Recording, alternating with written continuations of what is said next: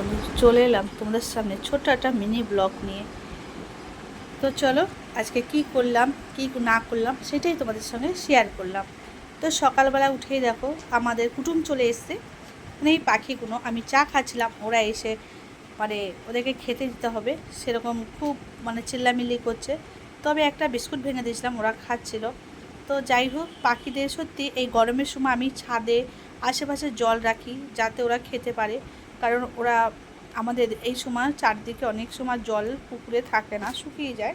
তো আমি সকালবেলা কিছু কিছু মানে জিনিস আছে যেখানে জল দিয়ে রাখি যাতে ওদের কোনো অসুবিধা না হয়। ওরা কি সুন্দর এসে স্নান করে, আবার জল খায়, খুব ভালো লাগে দেখতে। এদিকে দেখো লাউ পাতা তুলে এনেছিলাম, যে লাউ পাতা আমি আজকে বাটা করব।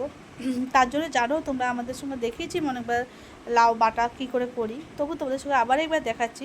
কারণ অনেক বন্ধুরা জানে, অনেক বন্ধু জানে না। তো আমি গোটা লঙ্কা দিয়ে দিয়েছিলাম, পেঁয়াজ দিয়ে দিয়েছিলাম, তার সঙ্গে কালো জিরে দিয়েছিলাম, রসুন দিয়েছি, আর 2-4টে চিংড়ি মাছ দিয়েছিলাম।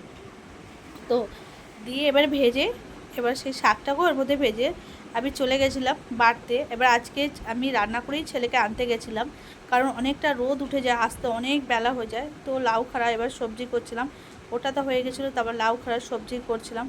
লাউ খাড়া সবজিটাকে আমি এটা কিছুটা নেড়ে এবার চাপা দিয়ে দেবো, যেহেতু লাউ খাতা সবজি থেকে জল বেরোবে।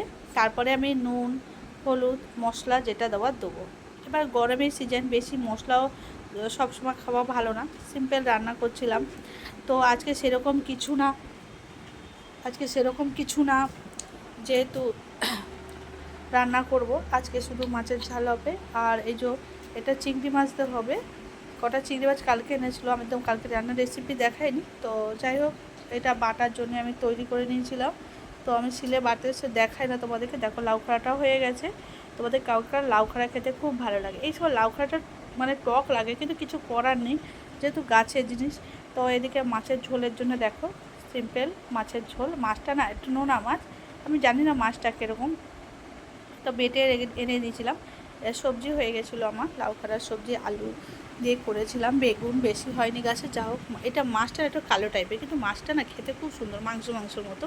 তো মাংসটাকে ঝাল করেছিলাম, মাছটা বেশি আনিনি, আমি যে দেখি মাছটাকে খেতে কীরকম খেতে, তারপরে মাছ।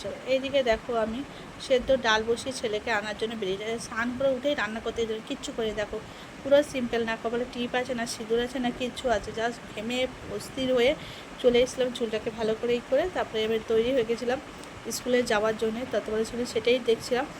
তো বুঝতে পারছি কীরকম গরম পড়ছে, আজকে রান্নাটা করে নিয়ে ছেলেকে আনতে গেছিলাম। যাই হোক, এবার তৈরি হয়ে গেলাম, পুরো চুল টুল বেঁধে শাড়ি টাড়ি পরে একদম ছেলেকে আনতে যাবো। প্রচণ্ড রোদে যেতে হবে, ছাতাটা ভেঙে গেছে, ছাতাটাকে সারাতে হবে বা কিনতে হবে।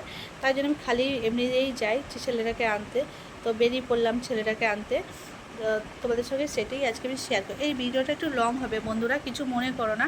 বা ফেসবুক তো চাইছে লংই ভিডিও দিতে, তা কী দেবো, যেটা আমি নিত্য নতুন যা করি সেটাই তোমাদের সঙ্গে শেয়ার করি। আচ্ছা, সেরকম কিছু রান্না ছিল না। রাস্তাটা দেখে যে কত রোদ্দুর, কিন্তু একদিকে ভালো, চারদিকে এত গাছের ছায়া, সত্যি খুব সুন্দর লাগছিল। অতটা রোদ লাগে না, তো বাড়ির বিরুদ্ধেই কিছুটা রোদ আছে, তারপর দেখো শুধু গাছের ছায়া। তারপরে এই বট গাছের ছায়া যেন মায়ের মতো আমাদের ছায়া দিচ্ছে। সত্যি গাছ যে মানুষের প্রিয় বন্ধু সেটা বোঝা যায়।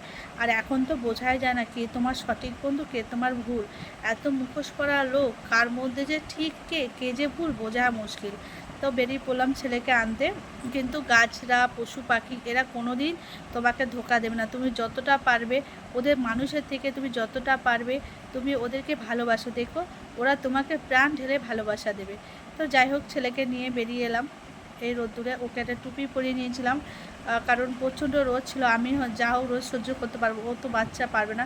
ও আমার সঙ্গে অনেক কিছু বলতে বলতে আসছিল। আর চারপাশে পুকুর দেখো, পুকুরের জলটা কত স্নিগ্ধ, মনে হয় যে সাঁতার কেটে স্নান করি, কিন্তু কিছু করার নেই, কেন ওইসব পুকুরে প্রচণ্ড পাক। তো যাই হোক, আমি সেটাই তোমার সাথে শেয়ার করছিলাম। রাস্তা থেকে আসছিলাম, তো কেমন দেখতে পাচ্ছ রোদ, ছলমলিয়ে রোদ উঠেছে। ছেলের সঙ্গে আমিও বক করছিলাম অনেকটা, যে কী হলো না হলো। আজকে তো অঙ্ক পরীক্ষা হচ্ছিলো। তারপরে দেখাচ্ছে ধানগুলো কেরকম ফেঁপে উঠেছে, দেখো ধানগুলো কত সুন্দর হয়েছে। কি ভালো লাগে সবুজ দেখতে, বলো, দেখলে চোখটা জুড়ে যায়। তো বন্ধুরা, ভিডিওটা কেমন হয়েছে অবশ্য বলো আমাকে, লাইক কমেন্ট কী বলো তো, তাহলে আমার উৎসাহ বাড়বো, আরও লং ভিডিও তোমাদের সাথে শেয়ার করবো। আবার দেখা হবে অন্য কোনো ভিডিওতে। শুভ দুপুর বন্ধুরা, ভালো